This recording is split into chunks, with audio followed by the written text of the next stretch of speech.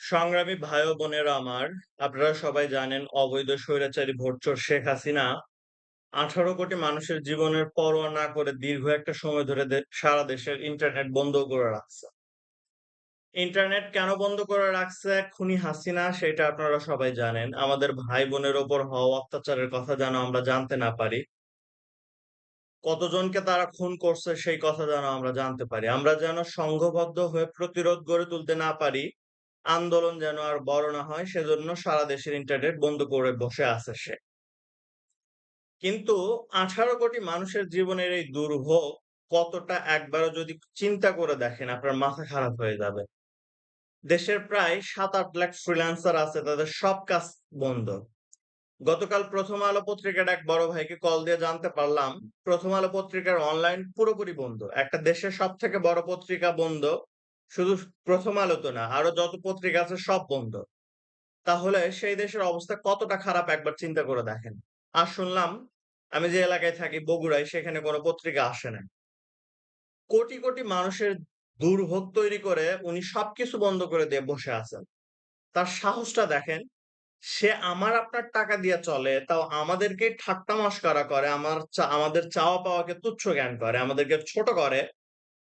অধিকার চাইতে গেলেই রাজাকার বলে, জামাত শিবির বলে, নিজের যা মন চাই তাই করে, যাকে ইচ্ছা তাকে খুন করে, যখন ইচ্ছা তখন খুন করে।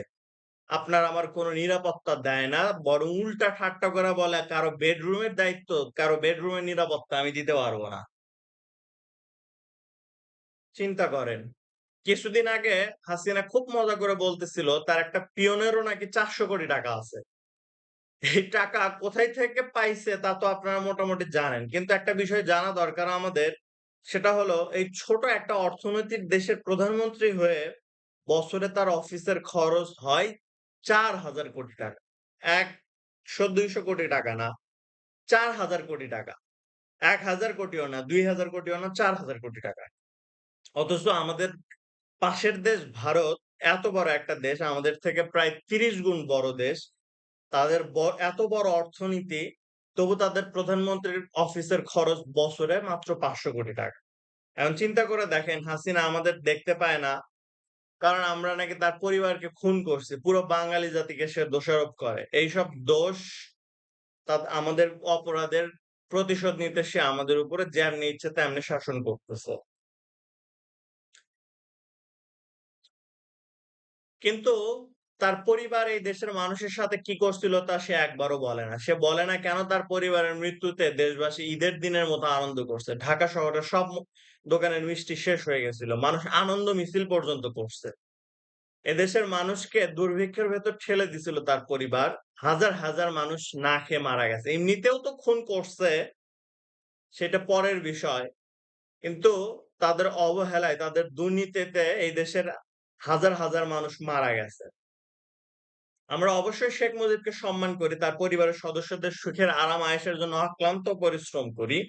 কিন্তু তারা যদি আমাদের মানুষই মনে না করে, মানুষ মনে করে সামান্য সম্মানটুকু দিতে রাজি না হয়, তাহলে তাদেরকে আমরা কিভাবে সম্মান করব? ১৯৭৪ সালের কথা, দেশে দুর্ভিক্ষ চলতেছে। জাতিসংঘের কোন এক অধিবেশনে যোগ দেওয়ার জন্য, অন্যান্য দেশগুলির কাছে সাহায্য চাওয়ার জন্য, আর্থিক সাহায্য চাওয়ার জন্য শেখ মুজিব গেছিলেন। তো তার সেই সফরের বিষয়টা মালয়েশিয়া নিয়া মা আ সফরের বিষয়টা নিয়ে মালয়েশিয়ার প্রধানমন্ত্রী মাহাথির মোহাম্মদ নিজের আত্মজীবনীতে লিখছেন।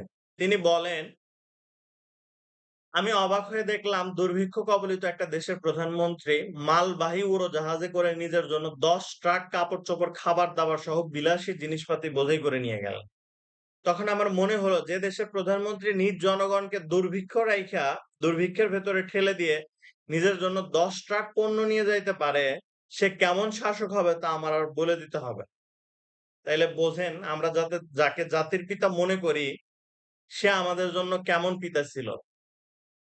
আমাদের জাতির পিতা নিজের ক্ষমতা রক্ষার জন্য তার মেয়ের মতোই সারা দেশের সমস্ত পত্রিকা বন্ধ করে দিয়ে মাত্র ৪ টা পত্রিকা খোলা রাখছিল।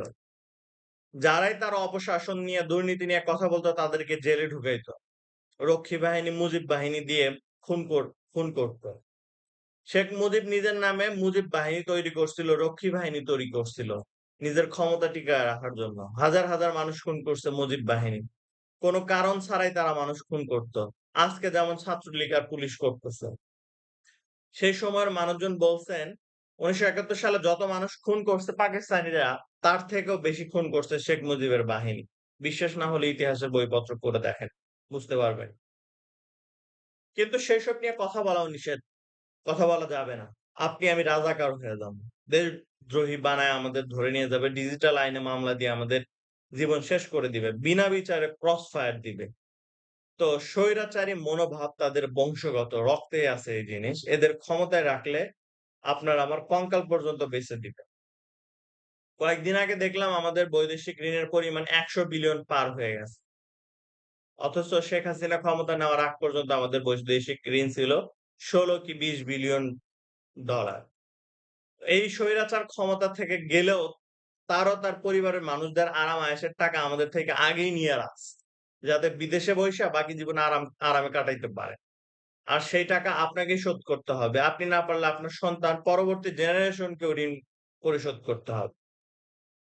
তো এদের এমনে ছাইড়া দিলে তো হবে না। কি করতে হবে সেটা আপনাদেরই ঠিক করতে হবে। শেখ হাসিনার দেওয়া কোন প্রস্তাবে এখন আমাদের রাজি হওয়া যাবে না।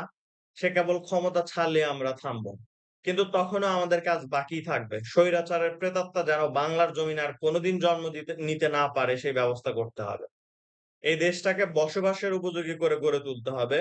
কোন ভাই-বোন যেন নিজের সন্তান জন্ম দিতে ভয় না পায়, সেইভাবে দেশটাকে গড়ে তুলতে হবে। নিজের জন্মভূমির গায়ে থেকে জাহান্নাম ট্যাগ আমাদের মুছে ফেলতে হবে। সবাই ভালো থাকবেন, যার, যার জায়গা থেকে প্রতিরোধ গড়ে তুলবেন।